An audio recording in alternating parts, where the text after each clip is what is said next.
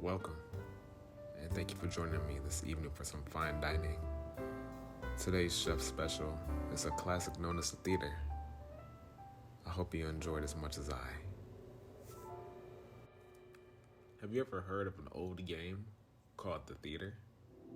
Yeah, I didn't think so. Probably because many say it doesn't even exist. You see, The Theater was an old game released around the same time as Doom.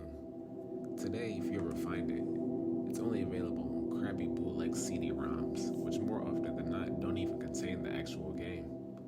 The legitimate copies that they say were released back in the day feature a blank cover with nothing but the spread of what has been since named the Ticket Taker. He is a simply drawn, poor, pixelated, bald, Caucasian man with large red lips, wearing a red vest over a white shirt and black pants. He is completely expressionless, though some say if you smash the disc, his face is shown as angry the next time you look at the cover, though this is just dismissed as an urban legend. What is peculiar about The Theater, though, is that there is no developer name on the jewel case, nor a game description on the back. It is simply the Ticket Taker on a white background on both sides. The game was initially known for its inability to install correctly. The installation process immediately locks up the computer when the user reaches the licensing agreement. Also strange about the licensing agreement for The Theater is that whenever the development studio is supposed to be named, the text is simply a blank line. Anyways, most people who have claimed to own a copy say they figured out how to install the game by rebooting their computer on the licensing agreement with the disc still inside. They are then prompted to press I agree on startup when they continue with the installation. If a player supposedly manages to find what they believe is a working copy, they have said the installer window will freeze and stop responding before you can click your first next. But they also say their PCs do not lock up and that it is only the installer that freezes. It is unknown if these are actual copies or fakes, but it's widely thought that these working copies are just to draw internet attention with no proof of the installation effects. Upon proper installation, the game then starts up without any introduction besides a main menu that is simply the sprite of a movie theater's exterior on an empty city street. The title fades, and the three menu buttons, New Game, Load, and Options, appear.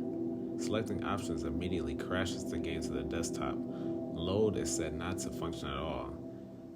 Even if you do have a saved game, nothing happens when you press it, thus New Game is the only working option. Once it is selected, you are in the first-person view. You are standing in an empty movie theater lobby with the exception of the ticket taker standing in front of a dark hallway, which one only assumes leads to the theaters themselves. There's nothing to do but look at the poorly drawn, mostly illegible movie posters or approach the ticket taker. Once the player moves towards the ticket taker, a low-quality sound clip saying, "Thank you, please enjoy the movie," along with a speech box saying the same thing. You then walk into the hallway and the screen fades to black and you're back in an empty lobby and you do the exact same thing again and again. While this may sound like a really horrible game, a number of peculiar things can occur as you continue to play. The number of times that you have to continue into the hall after giving your ticket to the ticket taker before the events happen is unknown. Most states completely random. It could take anywhere from the first playthrough to the 400th. What happens though has deeply disturbed some players.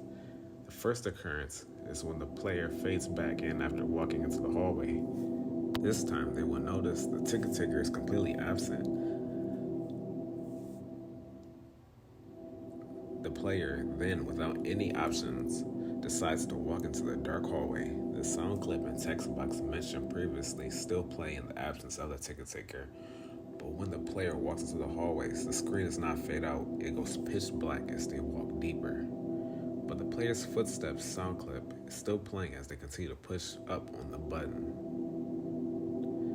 Those claiming to have played the original game report to have felt extremely uncomfortable walking down the hallway, anticipating the whole time that something horrible would happen. Well, eventually the player is unable to move forward. There's nothing for a few moments before a strange sprite that is described as a ticket taker, but with a swirl for her face, appears and stands before the player. The original players of the game say their bodies immediately froze up and their stomachs churned.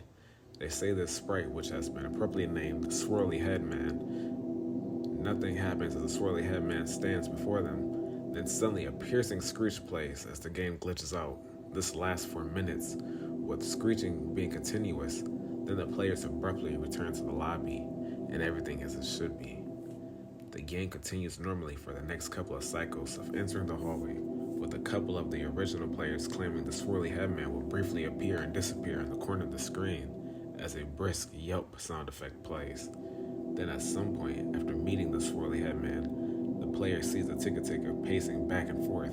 Though there is no walking animation, the sprite's limbs are completely static, so he just hops up and down as the substance do. With his eyes being wide and his mouth agape, he simulates a worried facial expression.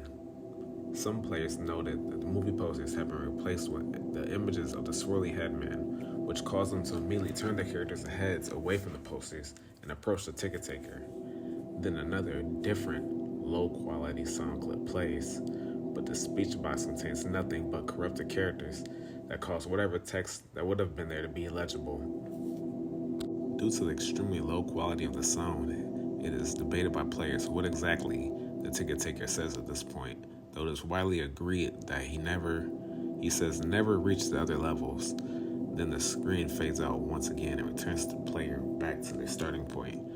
But the ticket taker is absent, and the hallway is blocked by a large brick wall sprite. Making contact with the brick wall will immediately crash the game, and that's all there is to it. No one knows what these fabled other levels are or how to access them, nor is it known why the Swirly Head Man appears and causes such acute fear in those who have seen him. All original copies of the theater have been lost or destroyed, but the creepiest part is the fact that all the original players of the game claim to occasionally see the Swirly Head Man out of the corner of their eye. And that is the end. I hope you enjoyed this dish. But in all seriousness, this was my first attempt at getting into the creepypasta game. I was inspired by Mutahar and many other greats that came before me. I just miss the days of being able to turn on my PlayStation and listen to these stories in the background. So hopefully somebody finds solace in this and is able to do what I just mentioned. And while this recording wasn't perfect, I'm working off of very basic equipment, hoping to improve over time. I would appreciate any constructive feedback. And just thank you again. Hopefully somebody enjoyed this, because I enjoy preparing it and putting it out there for you. Have a good night.